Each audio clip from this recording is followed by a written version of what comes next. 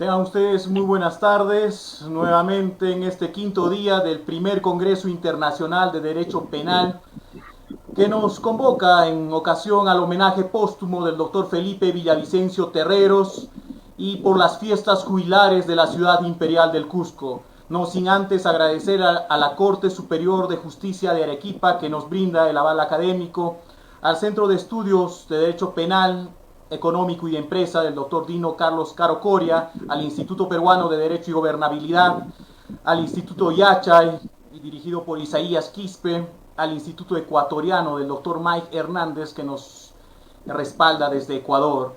En esta ocasión tenemos al doctor David Balbuena desde España, y sin antes un saludo para la Municipalidad Provincial del Cusco, que nos están siguiendo a través de la transmisión mediante su procuradora Yajaira Latrista, sus abogados Raúl Rojas, Daniela Salas, Nacia Farfán, Marta, Leonardo, Lucio, que nos siguen día a día.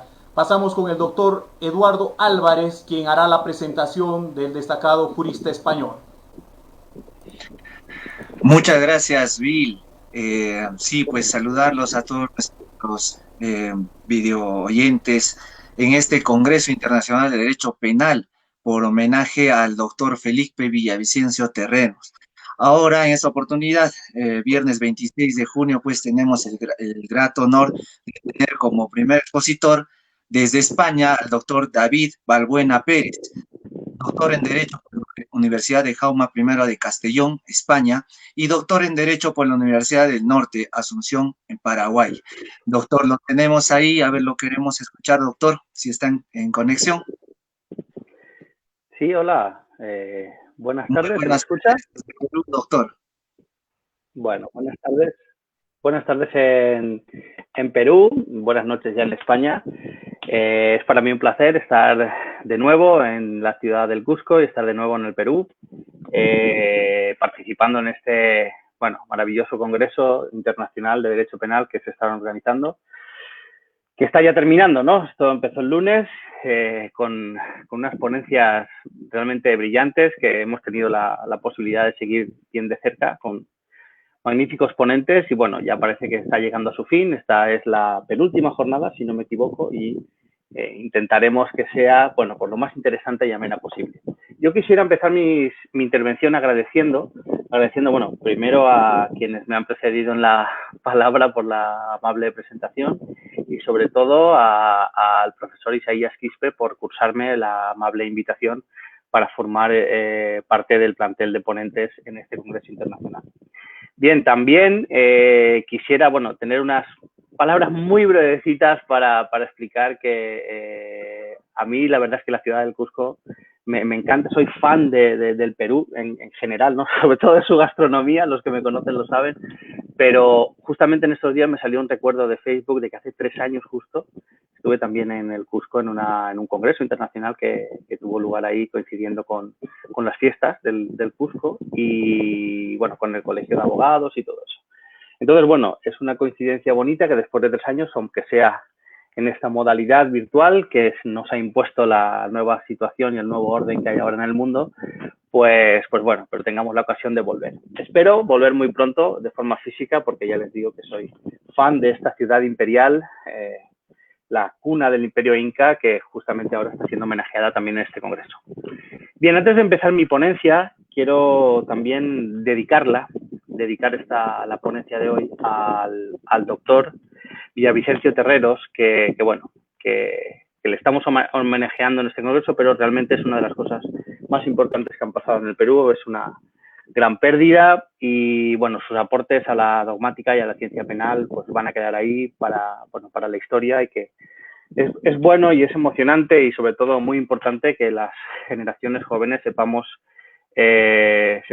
bueno, valorar y reconocer el esfuerzo en tiempos muy difíciles donde, bueno, los estudios avanzados en dogmática pues siempre han tenido muchísimas dificultades, ¿no?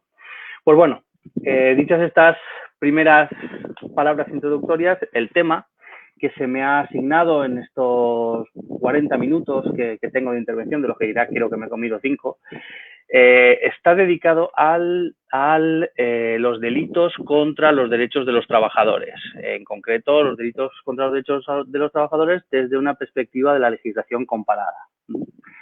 Bueno, sobre este tema de lo que son los delitos contra los derechos de los trabajadores es lo que se llama, o lo que ahora, bueno, está agarrando importancia, es lo que se llama el derecho penal del trabajo, que es una parte, un segmento dentro de una disciplina un poco más amplia, que es el derecho penal económico y de la empresa, que ya, bueno, se está consolidando de una forma muy importante debido a al desarrollo no solo legislativo, sino al desarrollo teórico y dogmático que están teniendo las nuevas figuras delictivas, y también, bueno, desde el punto de vista criminológico, por supuesto. Esto está siendo objeto de estudios ahora muy importantes que arrojan datos que son muy relevantes para el desarrollo, ¿no?, evolutivo de esta disciplina. ¿Cómo surge esto del derecho penal del trabajo? ¿Cómo surge? Pues bueno, el primer paso, antes de que llegue este derecho penal del trabajo, lo primero que surgió fue el derecho del trabajo, propiamente, o el derecho laboral, que se llama en algunos países, ¿no? Derecho del trabajo, que surge justamente para paliar para equilibrar justamente una asimetría existente en las relaciones materiales derivadas de las actividades laborales.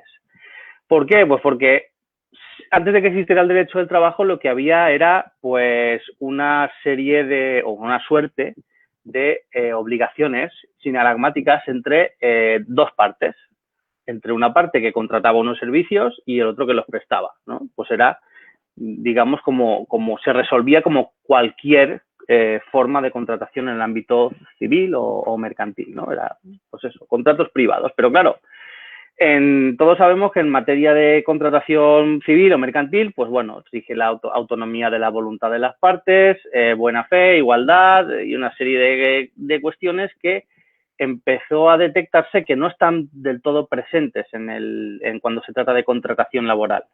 Se trata de sí que es cierto que rigen los mismos principios y está construida sobre los mismos fundamentos o sobre los mismos cimientos, pues eso, partes, obligaciones, cumplimientos, incumplimientos. Bueno, sí es cierto, está construido sobre eso, pero se parte de que las partes no son iguales. Se trata entonces de que la relación laboral está construida o funciona sobre un punto de partida importante que coloca a una de las partes en una situación muy desigual respecto a la otra. Esa asimetría entre empleador y empleado, entre el patrón y el trabajador, pues esa asimetría es lo que fuerza, lo que desemboca en el surgimiento de una rama del derecho que justamente trate de paliar esa asimetría y colocar ciertos derechos en la parte más débil a modo de tutela de los derechos del trabajador de la parte más débil, para que no pueda renunciar a ellos, no pueda renunciar de ninguna forma y que se pueda de ese modo evitar los abusos que la parte que está en situación de superioridad tiende, aunque no quiera, siempre termina así, tiende a imponer. Desde imposición de cláusulas abusivas en todo tipo de contratos hasta realmente situaciones de explotación insoportables. Bueno, pues si todos entendemos esto, que ha sido bueno, la evolución, ¿no?, del derecho del trabajo ha sido fantástico, desde establecimiento de salarios mínimos, establecimiento de jornadas laborales con tiempos máximos iguales para todos, establecimiento de categorías, establecimiento de horas extras, después pluses, ¿no?, que si trabajo nocturno, desplazamientos, toxicidad, pues todas estas cosas, ¿no?, prevención de riesgos laborales, todo esto que ha ido surgiendo y que ha ido generando, pues bueno, todo un entramado de normas importantísimo, llega incluso en algunos países a tener una jurisdicción o un orden jurisdiccional específico para dirimir las cuestiones los conflictos intersubjetivos de intereses jurídicos que se derivan de las relaciones laborales, la jurisdicción laboral o el orden jurisdiccional laboral, o como se llama en España, jurisdicción social. Y en algunos países hay incluso una sala de lo social o de derecho del trabajo en los tribunales supremos, en las cortes supremas, incluso una sala de derecho laboral, no en todos, pero en algunos sí.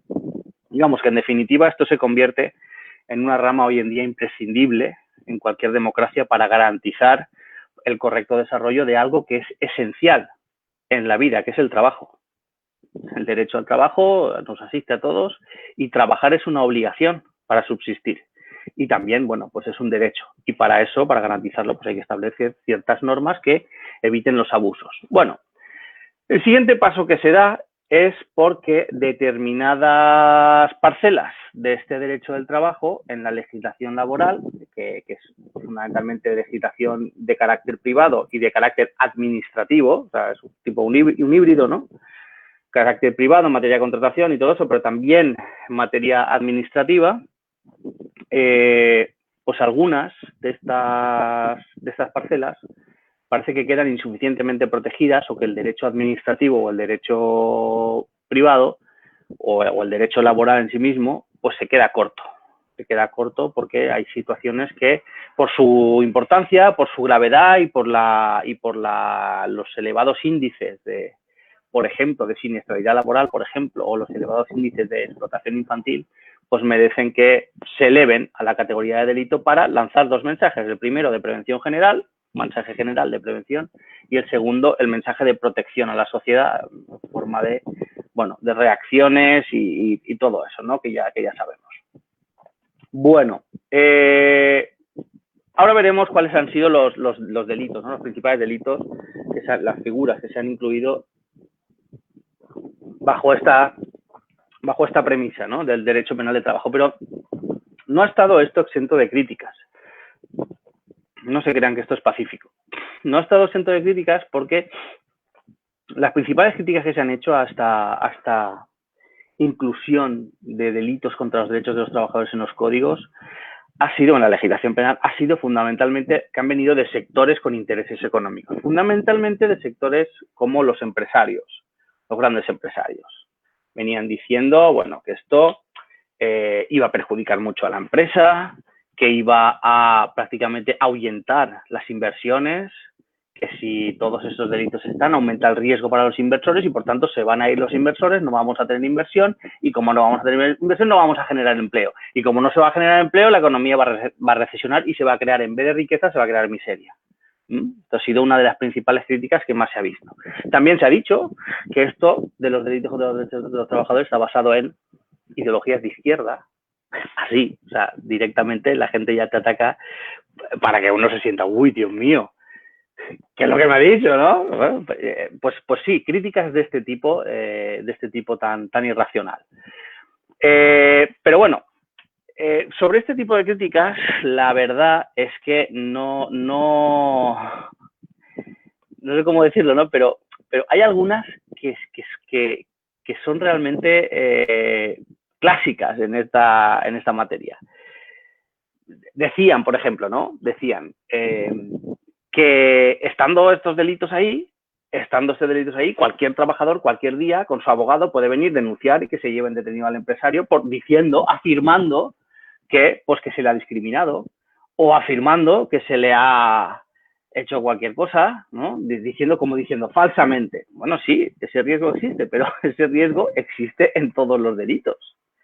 O sea, también hay un riesgo de que la policía te plante droga en el coche y que te abran y te digan, bueno, pues esta droga que está aquí en tu auto es tuya y se te lleven preso por tráfico de drogas. Bueno, pues eso, porque existe ese riesgo, que existe en muchos países del mundo, porque existe ese riesgo, eso no significa que tengamos que suprimir del Código Penal el delito de tráfico de drogas. Es que eso no se le ocurre a nadie, eso hay que solucionarlo en otro ámbito. O sea, no porque exista un riesgo de que un trabajador acuse falsamente, hay que quitar esos delitos. Eso me parece absurdo, ¿no? Pero es que luego el argumento de la economía ha sido el más descabellado, ¿no? Y el más clásico que se ha repetido en la historia, porque es que eso mismo se dijo cuando se abolió la esclavitud a finales del siglo XVIII, principios del siglo XIX.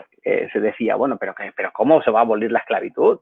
Esto va a ser la ruina. ¿De dónde vamos a sacar entonces la mano de obra? Y el dinero, los flujos económicos que es la venta de esclavos, de todo ese dinero, los inversores, vamos a perder aquí mucho. Esto va a ser, bueno, al final, a pesar de esa resistencia que había con estos argumentos, pues al final se abolió. Y la verdad que, todo hay que decirlo, no nos ha ido tan mal en el ámbito de la economía y de la empresa. Lo mismo se dijo cuando se dignificaron los salarios, cuando se pusieron salarios mínimos, cuando se dijo que no se podía pagar menos de esas cantidades, se dijo que las explotaciones no sirven ya la servidumbre y todo esto, ¿no? Cuando se pusieron pagos de la toxicidad, cuando uno está trabajando expuesto a materiales tóxicos o nocivos que le pueden a lo largo del tiempo generar enfermedades profesionales. O sea, toda la nocturnidad, ¿no? Los turnos, todas estas cosas, cuando se empezaron a regular, lo mismo se decía. Pero esto va a ser una ruina porque no vamos a poder pagar tanta mano de obra a estos precios, no se va a poder ir adelante. O sea, se van a ahuyentar las inversiones, nadie va a invertir a estos costos. Bueno, pues la verdad es que la historia nos ha demostrado que ha sido al revés. Ha sido al revés, ¿no? Y justamente en España la reforma que se hace en el 2015 del Código Penal, que introduce o se refuerza los delitos contra los derechos de los trabajadores, incluye el delito de acoso laboral y todo eso, pues lo introduce el partido de la derecha, en el famoso proyecto de Alberto Ruiz Gallardón, que era ministro de Justicia, y que justamente esto era una política de atracción de inversores cuando está todo bien regulado y se da una garantía de seguridad para un trabajo digno y creciente y con determinadas condiciones donde pues eso, se aumentan los derechos de los trabajadores y eso se revierte en mayor poder adquisitivo, mayor salud laboral y todo eso.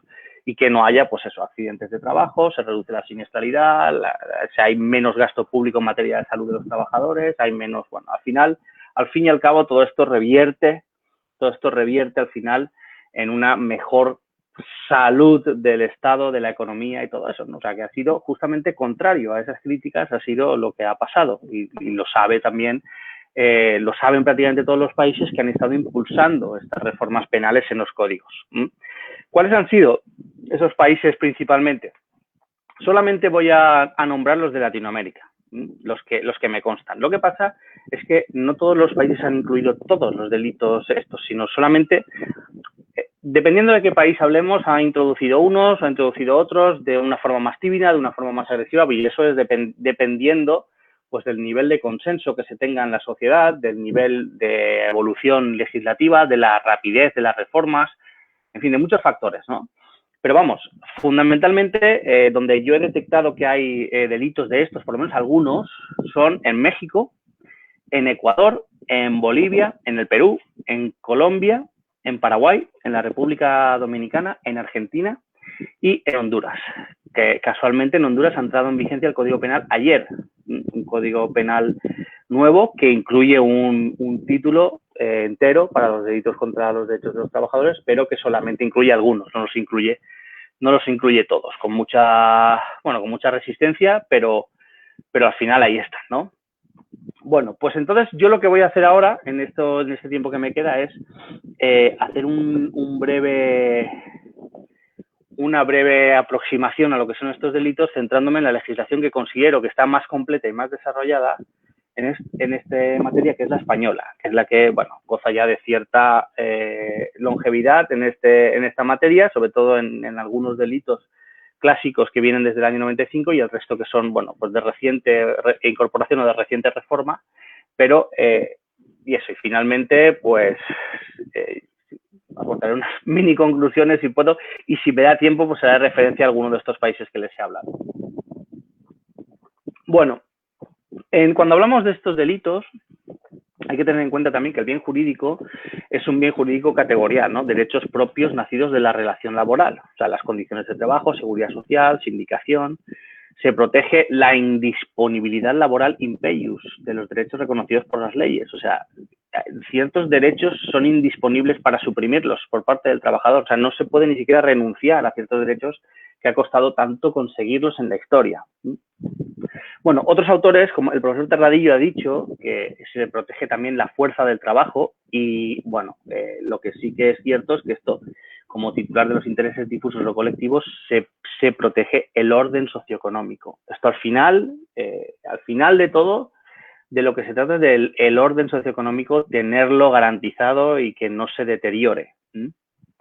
Bueno, esto tiene también algunas consecuencias dogmáticas, ¿no? Pero en principio, los delitos que están en España, en los artículos 311 a 318, son la imposición y mantenimiento de condiciones ilegales de trabajo, empleo de extranjeros o menores que carezcan de permiso de trabajo, tráfico ilegal de mano de obra, recluta o terminación o abandono del puesto de trabajo, intervención en migraciones ilegales, promoción o favorecimiento de la inmigración clandestina, discriminación laboral, impedimento o limitación de ejercicio de la libertad sindical o huelga, delitos contra la seguridad y higiene del trabajo y, por último, el mobbing o acoso laboral, pero que no está dentro de ese título, sino dentro del título dedicado a las torturas y otros delitos contra la integridad moral que están, bueno, ubicados en otro sitio, pero ya digo, hay otros ordenamientos que dentro de los delitos contra los derechos de los trabajadores incluyen también esos. Bueno, empezamos por el primero. El artículo 311, que es el de la imposición y mantenimiento de condiciones ilegales de trabajo, castiga con penas de prisión de 6 meses a 6 años y multa de 6 a 12 meses los que, mediante engaño o abuso de situación de necesidad, impongan a trabajadores a su servicio condiciones laborales o de seguridad social que perjudiquen, supriman o restrinjan los derechos que tengan reconocidos en disposiciones legales, convenios colectivos o contrato individual. Esto significa que tiene que mediar engaño o abuso de situación de necesidad. Esto es un concepto que se ha criticado mucho porque se decía, bueno, es que en los países de América Latina todo el mundo está en situación de necesidad. No es que uno que no tenga trabajo o que esté buscando trabajo, simplemente que esté necesitando trabajar, eso no es una situación de necesidad. La situación de necesidad es algo mucho más grave. En concreto, la jurisprudencia en España consideró la situación de necesidad en el caso de que había un empleador que ponía condiciones, o sea, a una trabajadora la estaba haciendo hacer una barbaridad de horas, pagándole lo mismo, pero un montón de horas, no sé si eran 50 horas a la semana o una cosa así, pagándole lo mismo que le pagaría por las 40 horas o no sé si eran más, creo que eran hasta 60 horas, una cosa así, ¿no? Pagándole muy poco, pagándole creo que también incluso por debajo de lo que marcaba el convenio colectivo en ese puesto de trabajo. Y la señora lo aceptó y lo estaba haciendo porque, y esto era una situación conocida por el empleador, porque es una señora que tenía 10 hijos y su marido estaba desempleado, ¿no? Estaba sin trabajo. Entonces el único sustento de la familia era ella y estaba eso, en una situación de necesidad que cualquier cosa la aceptaba porque tenía esa situación de desesperación. Y esa situación de desesperación fue de la que se aprovechaba el empresario para explotarla, ¿no? Con ponerle condiciones que en otras situaciones no se lo puede imponer a otro trabajador porque no lo acepta. Uno que tiene más opciones o que no está tan necesidad no tiene la necesidad de agarrar ese trabajo, de aceptar ese trabajo. Bueno, pues eso es. Ahí en esa situación de necesidad y que el empresario abusa de esa situación, se aprovecha de esa situación de necesidad, es donde se comete este delito. ¿Y en qué consiste? Pues eso, en poner condiciones laborales o de seguridad social que perjudican, supriman o restrinjan los derechos. Suprimir, perjudicar o restringir los derechos que se tienen, ¿no? Bueno, después hay una segunda parte en este artículo 311, el segundo apartado, que habla de los que den ocupación simultáneamente a una pluralidad de trabajadores sin comunicar su alta en el régimen de seguridad social o que corresponda, sin haber obtenido la correspondiente autorización de trabajo, siempre que el número de trabajadores afectados sea, bueno, ahí explica ahí un número de trabajadores afectados en los que, dependiendo de lo grande que sea la empresa, pues el 25% en empresas que ocupan a más de 100 trabajadores, 50% en empresas que ocupan más de 10 trabajadores y no más de 100, en fin, hay unas reglas ahí, ¿no? Bueno, este delito consiste en impedir los abusos derivados del dumping o venta a precios por debajo del mercado y consiste en emplear a trabajadores sin darles de alta, o sea, sin que el empleador esté pagando el seguro social o el seguro o la seguridad social, ahorrando costes para el empresario, y eso hace pues que pueda vender más barato y al final compite de manera desleal en el mercado, porque al abaratar los costes de la producción de forma ilegal, porque abarata el coste de la mano de obra, suprimiendo el derecho y suprimiendo esa prestación que tiene que estar pagando para la seguridad social, pues entonces lo que hace es que eso, compite de forma ilegal porque puede, al abaratar los costes, puede, al fin y al cabo, es el orden socioeconómico el que se resiente, ¿no? Bueno, pues esto es una mera infracción administrativa que se penaliza cuando se trata de un número elevado de trabajadores afectados, pero que varía dependiendo del número de trabajadores de la empresa. O sea, lo que siempre ha sido una infracción administrativa, pues ahora lo que pasa por la importancia y por la cantidad, ¿no? Por la cantidad de casos que hay de falta de alta, pues eso, se ha elevado a la categoría de delito. Bueno, otra modalidad es para el supuesto de transmisión de empresas, los que mantengan esas condiciones impuestas por otro. O sea, condiciones a los trabajadores que se les han impuesto, que puede ser de las dos modalidades que hemos visto antes, cuando se transmite una empresa y no es que el empleador lo hace, sino que se lo encuentra ya hecho y lo mantiene. Esa es la conducta, ¿no? Bueno, y después hay una agravante genérica para cuando esas conductas se realizan con violencia o intimidación. Entonces las penas se ponen superior, pues esto de las condiciones de trabajo que suprimen o restringen los derechos, etcétera, ¿no? Bueno,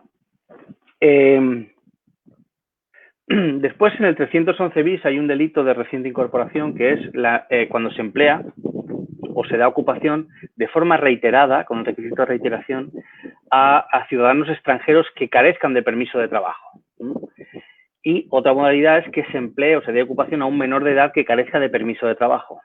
A un menor de edad, esto es la lucha contra el empleo infantil, la lucha continua que sigue contra la explotación infantil, y luego el tema de los extranjeros. Bueno, con esto de los extranjeros lo que suele ser muy frecuente es que se encuentren talleres clandestinos, ¿no? Se encuentra un taller de que hay ahí, pues, 100 o 200 personas metidas ahí en un bajo, en un subterráneo, que están ahí produciendo con máquinas de ropa o de productos de lo que sea, y están ahí trabajando en situaciones, bueno, infrahumanas, haciendo un montón de horas, están totalmente explotando, pero lo importante es que son extranjeros y que además no tienen permiso de trabajo. El permiso de trabajo es algo que se necesita para poder realizar cualquier actividad laboral en condiciones de igualdad. Por tanto, el trabajador que está ahí no es el quien comete el delito. El delito lo comete el empleador que emplea o da ocupación a ciudadanos extranjeros que carecen de permiso de trabajo. Por eso, o sea, no es tanto descargar la responsabilidad penal en el trabajador, en el extranjero, sino en el que les da trabajo. Esta es la fórmula política más efectiva de combatir la inmigración ilegal. Bueno, pues estas son medidas contra la economía sumergida y trata, bueno, de tutelar la política del control de flujo migratorio en régimen de concesión de autorizaciones para trabajar. Bueno, siguiendo, para no detenerme tanto, sí, me quería detener un momentito en lo de el empleo de menores, en lo del trabajo de menores. No sé si conocen, no sé, yo supongo que sí, ¿no? Que los niveles y los índices hoy en día de trabajo infantil en el mundo son realmente, bueno, abrumadores. O sea, es algo descorazonador, no sé cómo decirlo, pero lo he visto muchas veces en mi vida, en mis viajes, sobre todo donde más lo he visto es en América Latina. En todos los países que he visitado de América Latina, que son muchos, he visto a niños trabajando. Sobre todo, uno que me llamó mucho la atención fue en Paraguay, que estuve durante muchos años, estuve viviendo allí, de profesor allí, y también trabajando de abogado, y me llamaba mucho la atención que yo veía niños trabajando en los poderes públicos, o sea, en la Corte Suprema de Justicia, en el Palacio de Justicia, uno entra allí y lo que ve es niños lustrando botas, con el lustrabota, que es un oficio que yo no sabía ya ni que existía, ni que perduraba eso. Pues lleno está de niños trabajando en eso, por ejemplo, por no decir los niños que hay mendigando o trabajando pues en cualquier otra cosa que es que se les ve. Y no solo eso, sino que yo decía, bueno, y esto aquí, pues al final denunciarán a alguien, ¿no? Esto tendrá responsabilidad, ¿quién les está dando este trabajo? ¿Quién es el que lo está permitiendo? O sea, ¿quién les está empleando? De todo ese dinero que ganan, ¿a dónde va? Esto que... No, y la gente como que hacía un poco de la vista gorda, ¿no? Como que no pasa. Los niños, yo decía, pero vamos a ver, los niños tienen que estar en la escuela, a esta edad, en la escuela, o si no tienen que estar jugando. No pueden estar trabajando, porque esto es lo único que nos vuelve en la vida es el tiempo, y el tiempo de un niño ya sabemos en qué consiste.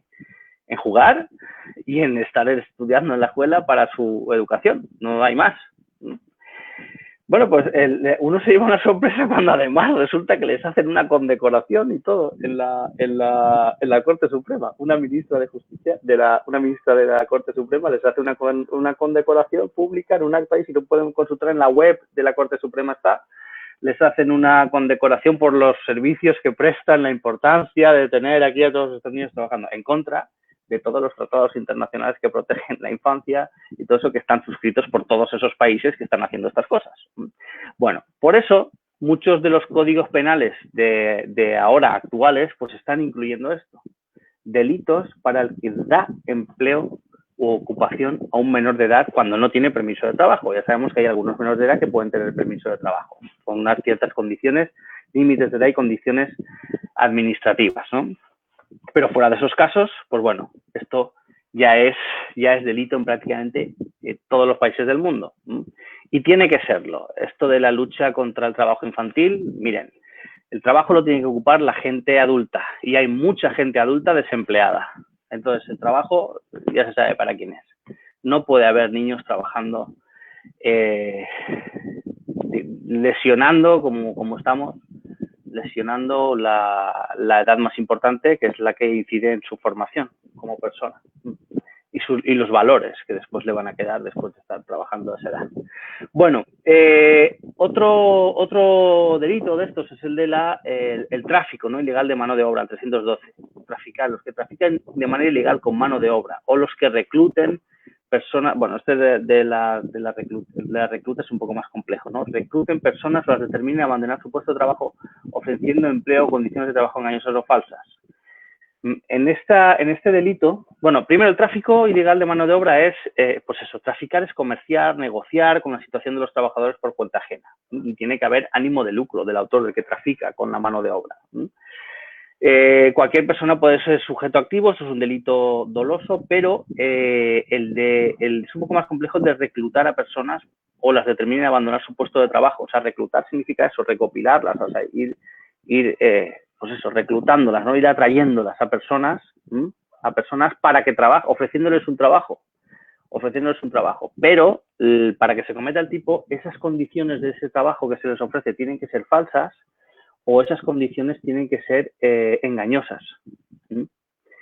Entonces, ¿cuándo se comete la conducta? Cuando las personas o bien se les recluta porque no tenían ningún trabajo, o bien se les determina a que abandonen su puesto de trabajo. Este es el supuesto más frecuente, pero esto fue un caso real que yo llevé aquí en España, que fue, era una persona que lo que hacía era que iba a montar un negocio de construcción en Francia, que decía que le habían contratado unas empresas francesas para hacer unos trabajos ahí, bueno, como en la Unión Europea hay libertad de circulación de bienes, capitales y personas y trabajo, pues bueno, solo había que de España ir a Francia a trabajar. Entonces empezó a reclutar a personas, a decir que, bueno, que se fueran con ellos o con él, que él ahí iba a montar un sitio donde iban a tener comida, iban a tener sitio para dormir, iban a estar trabajando estas horas y iban a ganar tanto. Y era ir, hacer el trabajo durante unos meses y volver.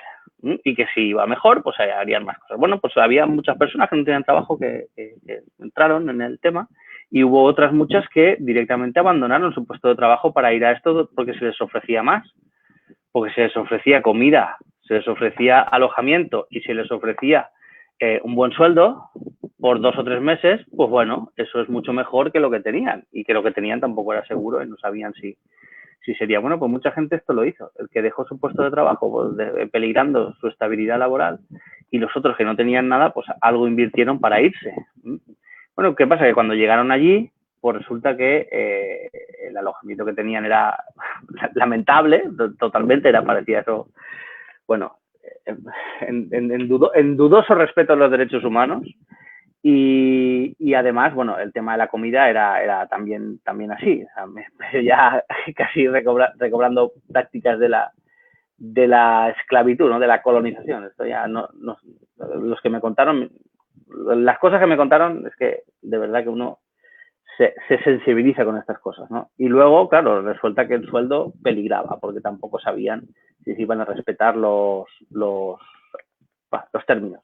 ¿Qué pasó? Porque muchos enseguida volvieron, no aceptaron y otros se quedaron y lo pasaron realmente mal. Pues nada, a este empresario se le denunció justamente por este 312 por haber reclutado a personas o determinarlas a abandonar su puesto de trabajo ofreciendo empleo en condiciones que eran engañosas o falsas. Las penas son de 2 a 5 años y multa de 6 a 12 meses. O sea, cuidado que... Es que esto hay que tener en cuenta que el trabajo es una cosa que hay que dignificarla un poco, que todo el mundo necesita trabajar para subsistir y que ir a trabajar para otra persona no es como irse de vacaciones. O sea, esto es una cosa muy seria en donde la gente invierte su vida y sus ilusiones y sus ansias, o por lo menos sus deseos de prosperar para tener una vida mejor. Entonces no se puede engañar ni lesionar algo tan digno como eso, como es el trabajo. Y hay que tener especial sensibilidad, especial cuidado y, ojo, no transgredir la prohibición penal, porque esto ahora mismo, hoy en día, ya en casi todos los países del mundo está empezando a castigarse penalmente. Bueno, después está el de la determinación a favor, o sea, el que determina o favorece la inmigración clandestina de alguna persona, simulando un contrato, colocación, usando otro engaño semejante. Ojo que esto guarda cierta similitud con la trata de personas o trata de seres humanos, pero no es lo mismo, no tiene nada que ver. Esto es determinar o favorecer la inmigración de alguna persona simulando un contrato, colocación o usando otro engaño semejante. Y la trata de personas es otra cosa, otro fenómeno muy diferente, ¿no? Que tiene 3 finalidades: de explotación laboral, sexual o de extracción de órganos y, bueno, tiene muchas más conductas: la captación, recibimiento, acogimiento, traslado. O sea, es una cosa mucho más compleja en la que no nos podemos detener, pero bueno, es que lo digo porque hay cierta confusión a veces entre esta figura y la de la trata de personas con fines de explotación laboral. No tiene nada que ver. Esto es determinar a la inmigración de alguna persona en condiciones de precariedad o por causas económicas o sociales. La inmigración tiene que ser ilegal y, claro, se ponen en peligro los derechos de los trabajadores inmigrantes, los derechos laborales de los trabajadores autóctonos del país al que se emigra y, bueno, claro, que están afectados por alto nivel de desempleo. Y, bueno, pues aquí lo que pasa es que el código establece, pues eso, algunos ejemplos, ¿no? Simulando simulando contratos u otro engaño semejante, que se lo pone a título de ejemplo, ¿no? Pero que en realidad se trata de eso, determinar o favorecer la inmigración clandestina. Bueno, después está un delito bastante interesante, que es el de la discriminación. Este es el que más problemas está trayendo a los empresarios, porque una práctica que está muy implantada en nuestra sociedad es discriminar, las cosas como sean. El mundo es discriminador por naturaleza y yo lo he visto con mis ojos y lo peor que hay en el mundo es ver a una persona discriminada. Eso se lo aseguro. Es una cosa discriminada por razón que sea, por razón de ideología, por razón de religión, por razón de creencias, por su pertenencia a una etnia, una raza, nación, su sexo, orientación sexual, situación familiar, enfermedad, discapacidad, por ser representante de los trabajadores, por el parentesco con otros trabajadores de la empresa, por el uso de alguna de las lenguas oficiales dentro del Estado español. Bueno, pues eso. Pasaría en España, es que hay varias lenguas oficiales, ¿no? Pasa igual que en Perú, ¿no? Se habla el quechua, ¿no? En algunas regiones y pues, una lengua que... Pues bueno, una persona que habla simplemente por eso no se le puede discriminar, o por ser, bueno, de una determinada raza o de determinado color. ¿Cómo? Vale, 5 minutos, ¿no? Bueno, pues este artículo, este delito es uno que se está, bueno, incluyendo ya en prácticamente todos los códigos penales y está teniendo bastantes dificultades de aceptación. Esto, justamente en estos días, en el Código Penal de Honduras estaban los empresarios muy reticentes porque, claro, tienen miedo que se les denuncie, pero bueno, lo único que hay que hacer es no discriminar a las personas por estos motivos. Bueno, y voy a saltar un poco más. Hay 2 delitos más que son los que tienen que ver con el derecho a la libertad sindical y con el derecho de huelga, que son, bueno, consisten en 2 conductas: impedir el derecho de huelga o forzar a las personas a que se les haga. Y lo mismo con la libertad sindical: impedirles el ejercicio de la libertad sindical o forzarles a que hagan algo dentro de la libertad sindical. Bueno, por último, y con esto ya termino, el artículo 316, que es el de la falta de seguridad y higiene del trabajo, es una norma penal en blanco que remite a la Ley de Prevención de Riesgos Laborales, que se trata de que con infracción de normas de prevención de riesgos laborales y estando legalmente obligados, esto es, delito de omisión, no facilitar los medios necesarios para que los trabajadores desempeñen su actividad con las medidas de seguridad y higiene adecuadas, de forma que, y aquí viene lo importante, pongan así en peligro grave su vida, salud o integridad. Es esto: no facilitar los medios necesarios para que los trabajadores desempeñen su actividad con las medidas de seguridad y higiene necesarias. Y así se pone en concreto peligro su vida o su integridad. Es un riesgo que hay ahí para la salud del trabajador Y claro, ahí se trata de evitar esto. ¿Cuál es el ejemplo más claro? El ejemplo más claro con esto, con el que todo el mundo lo entiende a la primera, es los trabajadores que trabajan transportando materiales pesados, que tienen que levantarlos a peso, materiales pesados en la construcción o lo que sea, y están obligados los empresarios a facilitarles calzado de protección, por si les cae algo en el pie no se lo triture. Bueno, pues la omisión de la obligación del empresario de proporcionar esos trabajos, cuando pone en concreto peligro la salud, la integridad del trabajador, es cuando se comete este delito. El problema viene cuando hay un accidente de trabajo, cuando realmente viene ese accidente de trabajo y lo que pasa es que le tritura al pie algo pesado que se le ha caído al trabajador mientras lo transportaba, perdón, y lo que ha pasado ahí es que no llevaba los zapatos de seguridad porque el empresario no se los ha dado estando obligados. Bueno, pues aquí el problema ha venido del tema de los concursos. Se ha resuelto así. Primero se decía, se dice, aquí ha venido una circular de la Fiscalía, del Ministerio Fiscal y una instrucción de la Fiscalía General del Estado, también con 2 o 3 sentencias del Tribunal Supremo, que han venido a decir esto, que cuando se produce un resultado, el delito de resultado abarca o consume al delito de peligro, que es el de la falta de seguridad y higiene en el trabajo. O sea, que sería un concurso de normas por consunción. Digamos que la norma que contiene el resultado es la norma que ya consume o ya abarca ese otro riesgo.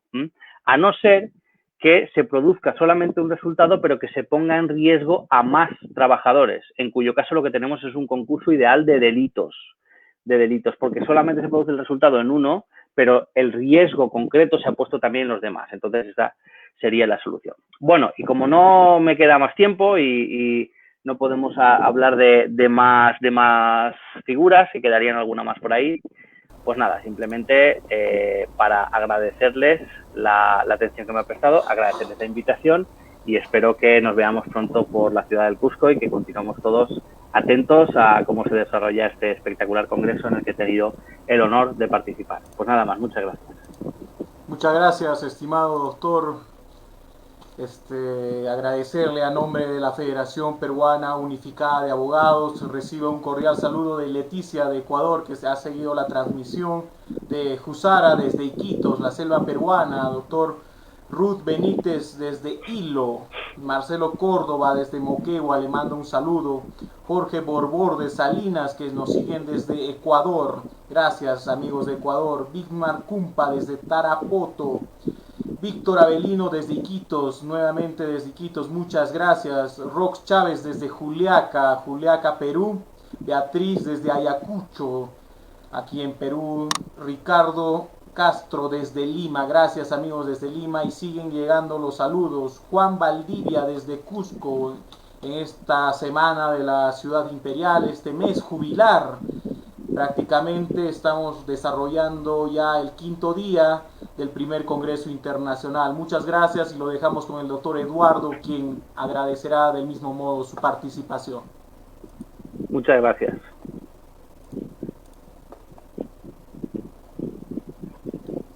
Doctor Eduardo, su micro. Para disculpar. Doctor David, muchas gracias por esta exposición tan genial. Nosotros acá en el Perú también tenemos delitos sobre temas laborales, sin embargo, son de alguna forma sucintos, solamente tenemos 3 tipos penales, pero eso obviamente nos sirve, su exposición nos sirve a nosotros, a nuestros colegas, a los abogados y a todos que tenemos que tener que ver en el ámbito judicial o de normas, pues ver un poco más allá de la legislación comparada, porque sí, acá en Perú también es un problema. Doctor David Balbuena, muchas gracias por su exposición. Fue un excelente tema, delitos contra los derechos de los trabajadores en la legislación comparada. Esperamos tenerlo en otras oportunidades, doctor. Muchas gracias. Encantado. El placer ha sido mío. Cuando quieran. Para nosotros. Felicidades por el Congreso.